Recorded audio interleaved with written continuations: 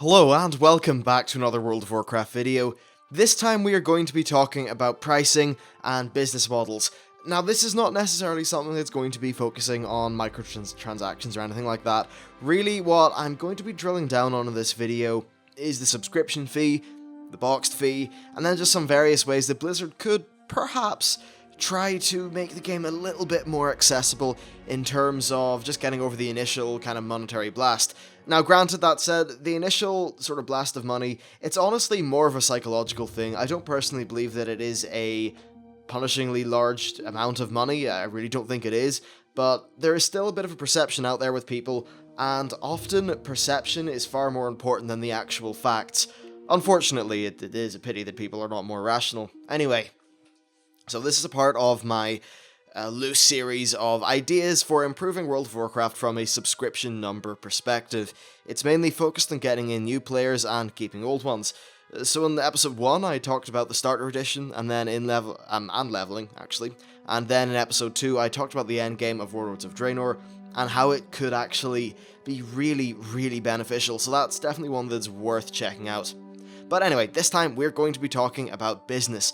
And personally, I find the mind games of it very interesting, and business in general is just something that is, as I said, very interesting to me. And it's also quite engaging. It's a nice exercise to think of how different business models and decisions could potentially affect the game. So first off, let's talk about subscription MMOs and how I think they should operate. The lion's share of the profit comes from subscription fees, not boxed copies. MMOs should therefore be attempting to capture as many people as possible by hooking them in with an initially low price point and then convincing them to subscribe by presenting the player with a fun game that is a good value proposition for their continued subscription. And I actually have a good example of how not to do it. It's the Elder Scrolls Online, and I know this game hasn't came out yet, but there is still a point to be made because, honestly, the actual game itself is irrelevant. What matters for this initial thing is just that basic scare of the upfront cost. So the Elder Scrolls Online costs £50 initially, and the box includes a free month, and it then costs the regular it's either £9 or $9.99 per month. This has also got microtransactions, however, we still need to find out more about them. Honestly, I'd imagine they're more in the World of Warcraft sense, though.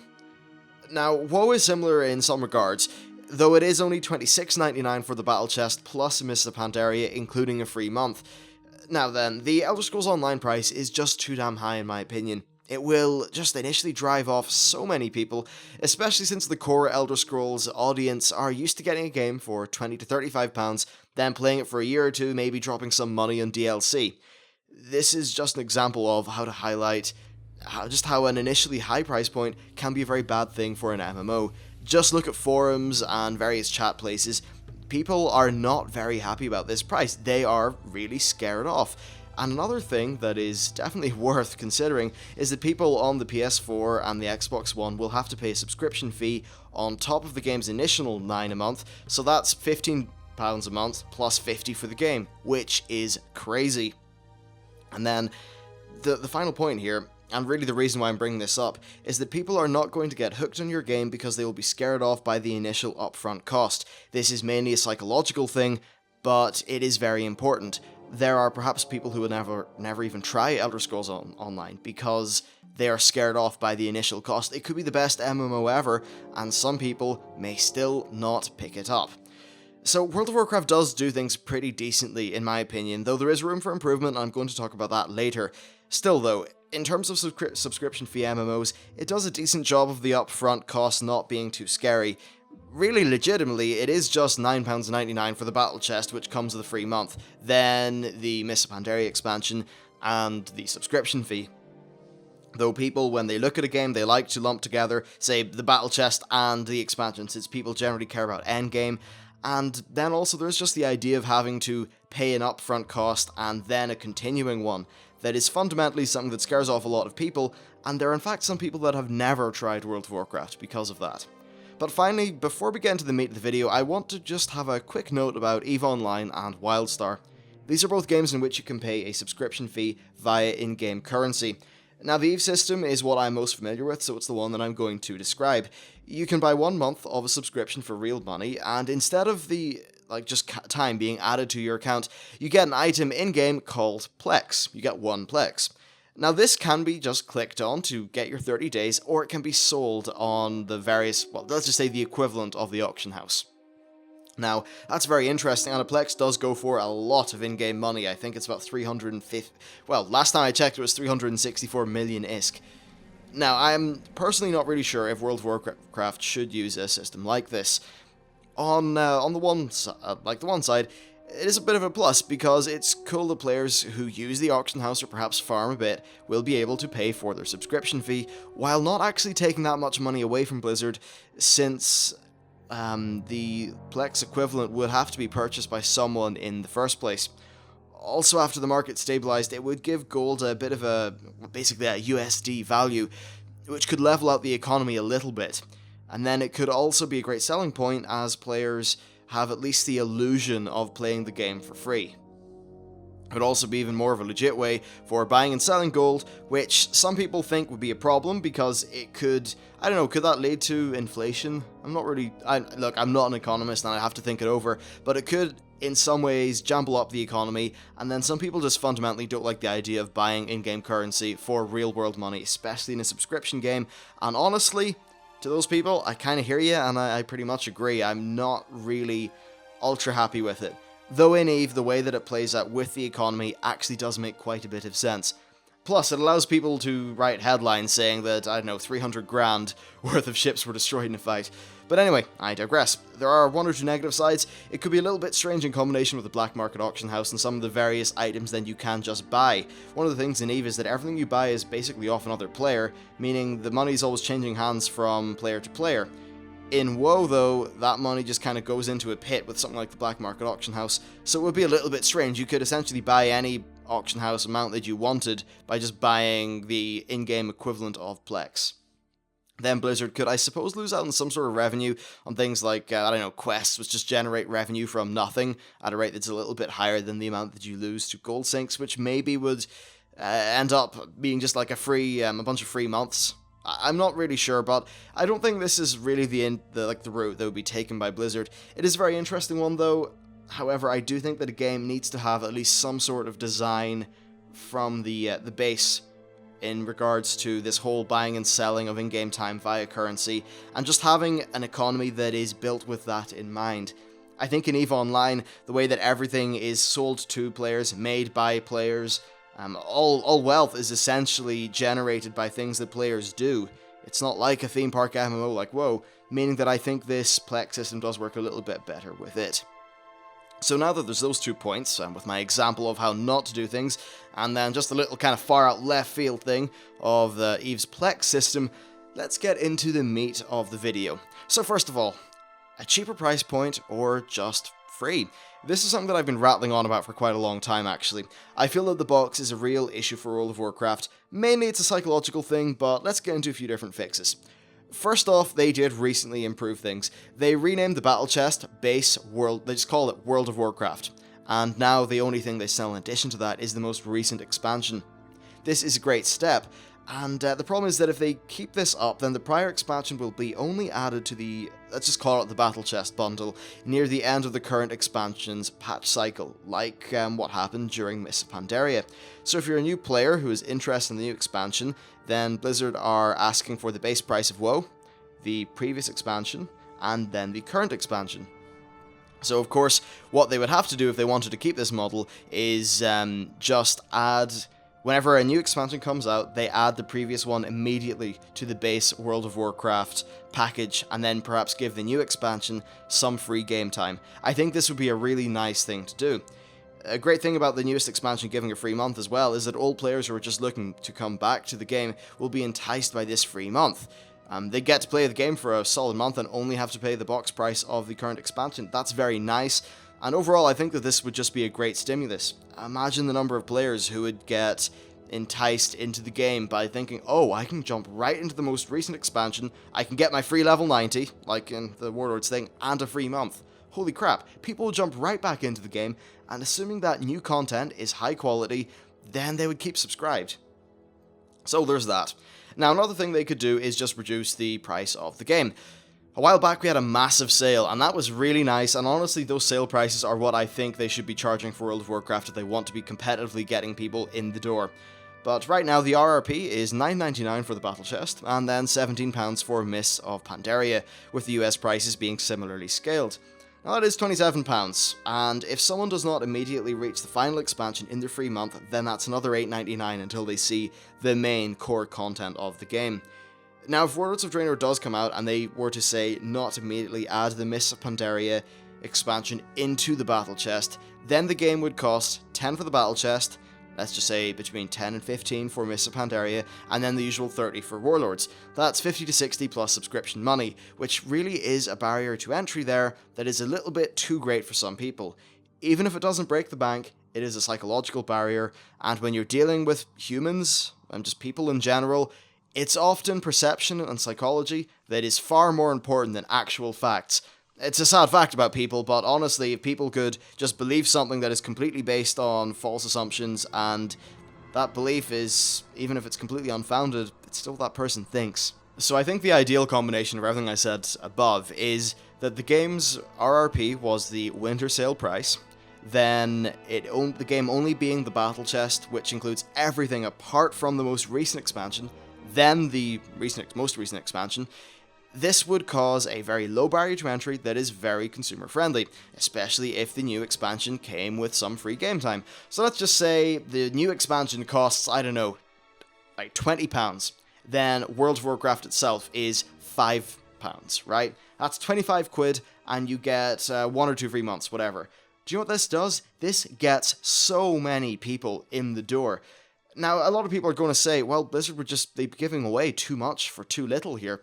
Well, if you think about a free-to-play game, that's a game where a lot of people do play it for free, and they are still able to keep the thing going. So honestly, I think that this is a very good way to do a subscription model. It's all about getting people through the door and getting them subscribing. That is what Blizzard needs to do, and it is what they want, ideally, to do. I just think that there are perhaps some better decisions they could make if they want to accomplish that goal.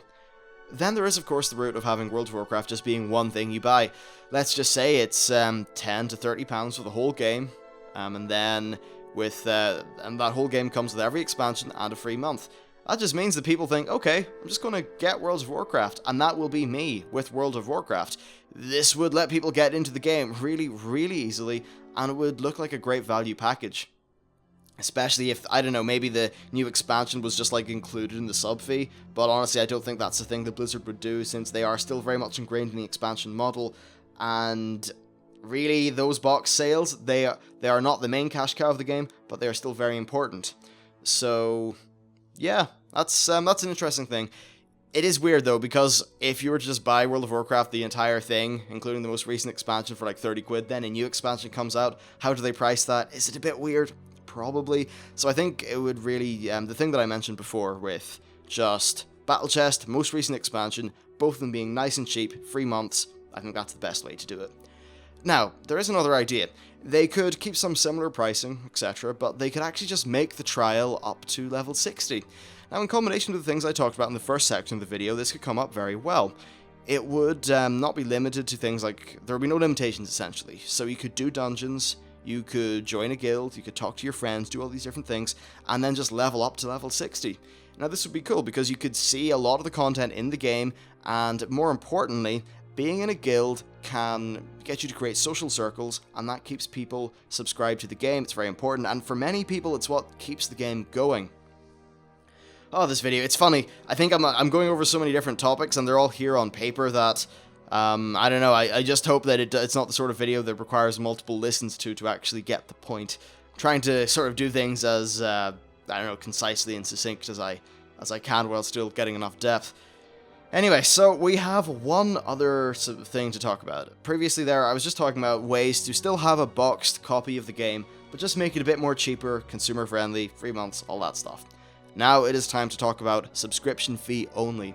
Now this is a very ballsy move. The majority of World of Warcraft's profits are, of course, a combination of subscriptions and microtransactions.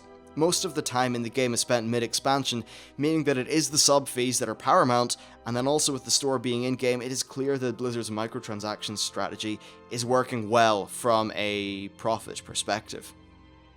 If the game were subscription fee only, and there was no boxed price, then the barrier to entry would be very low. There are people who are put off by that idea of a boxed price and then a subscription. I know plenty of them myself. The amount of people I know in real life that say they would play World of Warcraft, but they don't like the idea of having both the sub fee and the boxed price. So these people do exist, though they probably are not you and me. All that said, currently though you do pay the equivalent of 1 month for everything up until Cataclysm, and then a free month via the Battle Chest. And sure, this is great, and actually it's very similar to the idea of a subscription fee only, but I think the key thing is how it's perceived by the consumer, and then of course the fact that they will also bolt on the price of the most recent expansion. Then another idea is the Blizzard subscription. I think this would be very interesting. It could just be X amount of money per month, perhaps a little bit more than the World of Warcraft subscription, and then it would cover every Blizzard game. Perhaps in Hearthstone you could get some free gold every month, the same thing goes with Heroes of the Storm. Already, if it was, hell, right, even if it was just the Blizzard multiplayer or whatever game subscription, there was World of Warcraft, Hearthstone, and then Heroes of the Storm. With your WoW being paid for, then you get Hearthstone cards, you maybe get Heroes of the Storm currency, or heroes, or just various things like that. I'd say maybe for heroes you just give access to every single hero, and then perhaps you give some credit towards buying skins, or, you know, you get the equivalent of 1,000 generic currency, which could be used to purchase a skin or something. Now what this would do is it would sort of have all of Blizzard's main multiplayer games just be in one nice little package that is very, very attractive to the consumer. They could of course also allow you to access StarCraft 2 and Diablo 3. And also, there's just many people that would really be happy with the simplicity of all of their gaming needs boiled down to a single, all-access subscription. Just think about how much Blizzard offer here. You have your MMORPG, you have your ARPG with Diablo, you have a strategy game with StarCraft 2, then of course you also have the StarCraft 2 arcade, which does many things, though it is already free. You have a card game with Hearthstone, including maybe some free arena runs or whatever every month, which, again, great value. You also have your MOBA or Dota style game with Heroes of the Storm, and then of course anything else that Blizzard releases, maybe Project Titan, whatever. The key thing though is, that is a lot of gaming content. Basically, if you're someone who doesn't enjoy shooting games, or sports games, then boom, you're done. This is a lot of the gaming that you could possibly enjoy for one nice little price point. People would gobble that shit up. It would be great. Now, in terms of the actual price per month, it's very hard to say.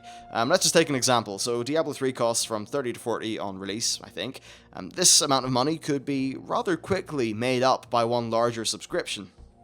And since they're already happy to give away Diablo 3 for free with the annual pass while still having the base £8.99 World of Warcraft subscription, well, based on that, I think that they are probably, in terms of profitability, the subscription fee is enough to warrant giving away something like Diablo 3 for free. So if this subscription was just a tiny bit more and it included all the other games like StarCraft and the various expansions, then it would make sense. In terms of trying to cannibalize the whole, people who just enjoy StarCraft thing, well, as for StarCraft and those various expansions, you are able to still buy a boxed copy of all these without the Blizzard subscription, so they continue to make a boxed copy revenue. The only difference is that people have got this alternate and very consumer-friendly model which they could be a part of. And then of course the inclusion of expansions being a part of the subscription is really just another great reason to stay subscribed, and it's also a very good reason for Blizzard to keep on making said expansions. Then also, if Blizzard were ever to have multiple MMOs, then they could just put their MMOs on one subscription, and that would make sense. Players get a lot of perceived value here, and the loss of revenue is actually not that massive. So here's the thing, SOE have done this recently. It's just one SOE price and you get access to all their MMOs. The thing is though, how many people actually subscribe to multiple MMOs? Really not that many. Like maybe you have World of Warcraft and Guild Wars, or World of Warcraft and a free-to-play game. But in terms of people who play World of Warcraft and Star Wars The Old Republic, or World of Warcraft and Elder Scrolls Online, which of course is zero because it's not out yet, but you get my drift. There's not that many people that are willing to do that and pay £20-30 a month on MMOs. So, by Blizzard having, say, 2 MMOs, right? Let's just call it World of Warcraft and Titan for the sake of simplicity. Now, if both of these games cost $9.99 per month each, I don't think a great deal of people would actually subscribe to both. Yet, if people were just able to pay $9.99 and get into both games, what happens is you see, right, so I get 2 MMOs for this amount of money. Okay, I can play whichever one I want, I have a lot of freedom, and it's, all in all, a very, very good value thing. Now, what's nice about this is the consumer is, they perceive fantastic value. However, the cynical part of me is saying, well, would they actually use that additional value? Probably not. So essentially it's a way for Blizzard to have the one fee which backs up the subscription numbers of both games and is very, very healthy to their entire brand as a whole. Like this SOE subscription, it's not like people subscribe to every single SOE game at once. That's weird though. I thought most of them were free to play, so I'm not too sure. Maybe you just get like the premium version of all the games. Still though, you get my drift. It's very consumer friendly. It is probably the same value for a lot of people as just the one MMO though, because they probably won't have the time to play both. Still though, it's a great idea, I'd be all for it. And it would just be a great way to have the overall company brand. Actually, this whole subscription, Blizzard subscription idea is just great for the company brand, because not only are you getting invested in Warcraft or StarCraft, you are getting invested in Blizzard Entertainment. And from the perspective of Blizzard themselves, they want that. Because a World of Warcraft customer is less likely to just go play StarCraft, but a Blizzard customer is more likely to pay for or play all of their games, which is very good for them. And from the perspective of stockholders or shareholders, whatever, that whole business side of things, I think they would love the idea of just this like base of people being built around the company itself, not just the games. Now, in terms of how consumer friendly the kind of cynical, hard business side of all that is, it's debatable, but I'm really just trying to tackle this from what is realistic and what would make sense to Blizzard in a business perspective. So there's that. Now, next, we're just going to have a quick little glance over microtransactions. These are secondary to the main point of the video, but I do think they are worth a mention. Blizzard need to be very careful with their reputation in regards to these. Power must be kept off the store, absolutely, because as soon as people perceive the buying of power, the game's credibility will just it'll start to wane. Now, there is a discussion to be had about level 90 boosts, and since I've already covered this in a recent video, I'm going to refrain, and I will put a link either in the description or on an annotation right now to that video. If future self, while uploading this video, forgot to put that annotation there, let me know in the comments, and I will reply to you with it. So anyway, yeah. Also, I think the mounts are a little bit too much, especially when you take into account the euro to dollar and pound conversion rates. Sorry, the dollar to euro and pound conversion rates. If they were a bit less, I think they could actually sell more. However, perhaps Blizzard are okay with the mounts price giving them a little bit more prestige. Then finally, one thing about the mounts is that if they were to drop the price of every mount, it would come off a little bit weird to the people who paid full price. So, yeah, I'm not sure. But anyway, that is the video. Basically, the whole gist is reduce the initial price of the game. Blizzard could get a lot of people in the door, get a lot of subscriptions, it's good for World of Warcraft. And then the other gist is, one subscription, people are invested in Blizzard, therefore it's good for everything Blizzard makes. There you go, there are my tips. I don't claim to be an ultra business person. I have actually, before this YouTube thing, launched 2 businesses that was able to pay for the first year of university, plus basically it was able to kit me out for quite a while. So I'm not saying I'm some ultra business pro, but I think I do have a bit of a business mind, and maybe some of these things have got some sort of degree of validity to them. Anyway, whether you agree or disagree or anything like that, do leave your comments below. I'd love to hear what you think, and as always with a video like this, I enjoy doing a feedback video maybe a week or 2 after the original one. In that feedback video, I can highlight any really interesting comments or ideas that people have left, answer people's questions, and in general, just continue on the idea of this video, but add in a little bit of discussion and viewer interaction, which is something that I really do enjoy doing. Anyway, so that is the end of the video. Thank you very much for watching. I hope you enjoyed it, or at least found it interesting, and I will see you next time.